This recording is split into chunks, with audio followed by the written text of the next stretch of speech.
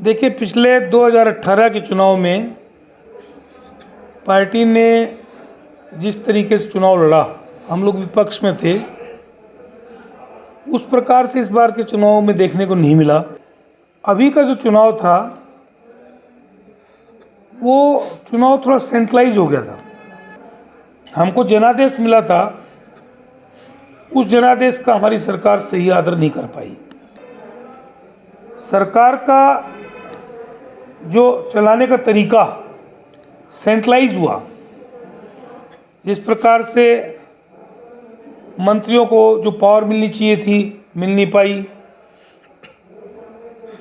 एक ताकत सेंट्रलाइज होके कुछ चुनिंदा लोगों के साथ पूरे 5 वर्ष तक काम करती रही। कोरबा में ले लीजिए या पूरे प्रदेश के शहरी क्षेत्रों में हम लोग पिछड़ गए, क्योंकि सरकार ने किसानों पे ध्यान दिया और ऐसा लगता है कि हमारे मुखिया को ये कहीं न कहीं विश्वास रहा कि हम ग्रामीण क्षेत्र की सारी सीटें जीत लेंगे, तो शहरी सीटों की ज़्यादा आवश्यकता नहीं पड़ेगी। और इस प्रकार से शहरों में विकास हुआ भी और विकास रोका भी गया। जैसे मेरे कोरबा में अगर कहें तो ऐसे बहुत से काम हमने कराए, लेकिन बहुत से कामों को कहीं न कहीं पेंडेंसी में रखा गया, या कुछ व्यवधान भी, जो प्रशासनिक अधिकारी और पुलिस के अधिकारी थे उन्होंने कामों में व्यवधान भी डाले। सरकार से जो काम नहीं हुए, हमने उपक्रमों के माध्यम से भी पैसा स्वीकृत कराया।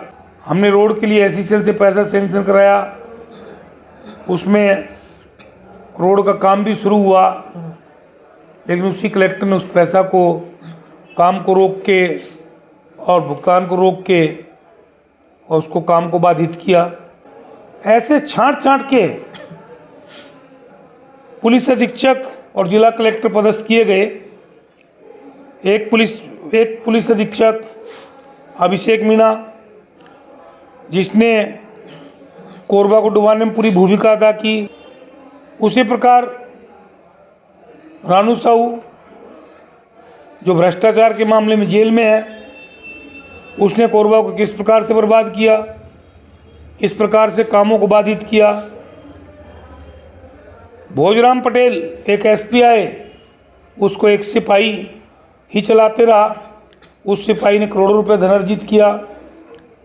अवैध सारे धंधे कोरबा में चालू करवाए। अभिषेक मीणा ने भी चालू करा दिए थे।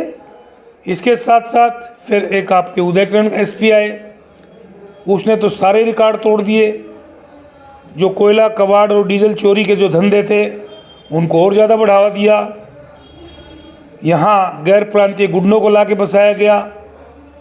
शहर का वातावरण, पूरे कोरबा ज़िले का वातावरण खराब किया गया। मैंने तो स्वयं हमारे शीर्ष नेताओं को, हमारे प्रदेश के मुखिया को और पार्टी को इस बात से लिखित में अवगत कराया था कि कोरबा के माहौल को अगर नहीं सुधारा गया और ऐसे भ्रष्ट अफसरों को यहाँ से नहीं हटाया गया, तो एक समय ऐसा आएगा कि कोरबा की चारों सीटें हम गंवा सकते हैं। तो मैं तो ये कहूँगा कि हमारी पार्टी को आत्मचिंतन करना चाहिए, आत्ममंथन करना चाहिए, और कभी भी भविष्य में किसी भी ऐसे व्यक्ति को नेतृत्व नहीं देना चाहिए जो इस प्रकार से तानाशाही रवैया अपना के पार्टी को बर्बाद करे। जहाँ टिकटें बदली गई, उसमें कहीं न कहीं अपने समर्थकों को लाने का प्रयास किया गया। और मेरा ऐसा मानना है कि अगर विधायकों का परफॉर्मेंस खराब था तो उस परफॉर्मेंस को ठीक करने के प्रयास क्यों नहीं किए गए। अगर हम बोल रहे हैं कि हमारे क्षेत्र में ये काम होना चाहिए, तो उस काम को, चलते हुए कामों को क्यों रुकवाया गया। या इन लोगों ने पूरे कोरबा के माहौल को पूरे 4.5 साल तक बिगाड़ दिया। यहाँ पे सरकार की इतनी इनकम्बेंसी पैदा की और इस प्रकार के सुनियोजित ढंग से षड्यंत्र के अपराध करवाए, जिससे सरकार की छवि खराब हुई और उस सब का खामियाजा हम लोगों को भुगतना पड़ा। और इसमें पूर्ण रूप से एक व्यक्ति दोषी है और उसकी टीम, जिस टीम के माध्यम से पूरे प्रदेश का संचालन हुआ। यहाँ तक संचालन हुआ कि एक महिला जो डिप्टी कलेक्टर पूरे प्रदेश का अघोषित नेतृत्व करती रही, बड़े बड़े अधिकारियों को, बड़े बड़े नेताओं को, विधायकों से फर्जी शिकायत कराना, अपने मंत्रियों के खिलाफ लेटर पैड पे शिकायत करा लेना, विधायक को ये नहीं मालूम उसमें क्या लिखा हुआ है, फर्जी आरोप लगाना। अगर खेत के चारों तरफ बाड़ लगाई जाती है, बाड़ का मतलब समझते होंगे आप लोग, बाड़ इसलिए लगाई जाती है कि खेत में प्रोटेक्शन रहे, और अगर वो बाढ़ खेत को खाएगी तो खेत बचेगा कैसे।